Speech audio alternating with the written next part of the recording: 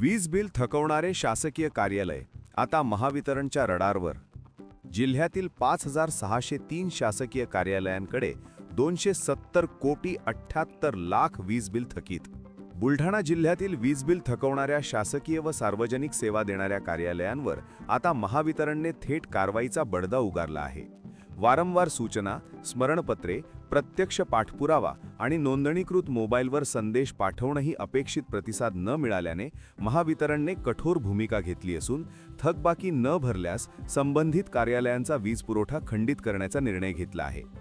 जिल्ह्यातील 5603 कार्यालयांकडे 270 कोटी 78 लाख रुपये थकबाकी असून सर्व शासकीय कार्यालयांना तातडीने थकबाकी भरून सहकार्य करण्याचे आवाहन अधीक्षक अभियंता सुरेंद्र कटके यांनी केले आहे।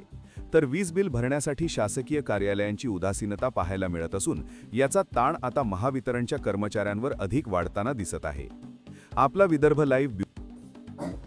बुलढाणा जिल्ह्यामध्ये एकूण 5603 ग्राहक आहेत सरकारी, आणि त्यांची एकूण 270 कोटी एवढी थकबाकी आहे।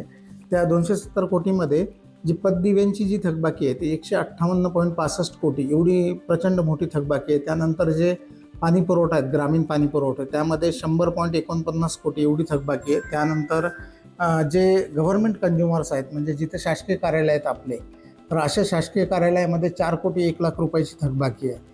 आणि ह्या चालू आर्थिक वर्षामध्ये या एकूण 270 कोटी थकबाकीपैकी या कार्यालयास एकूण 1 कोटी 15 लाख रुपये जे आहेत ते थकबाकी पोटी प्राप्त झालेले आहेत।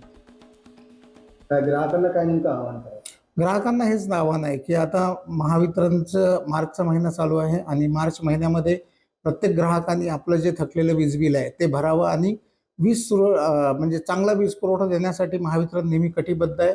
तुम्ही थकबाकी भरा, आम्ही आमच्या सेवेत आहोत, आम्ही आपल्या सेवेत आहोत।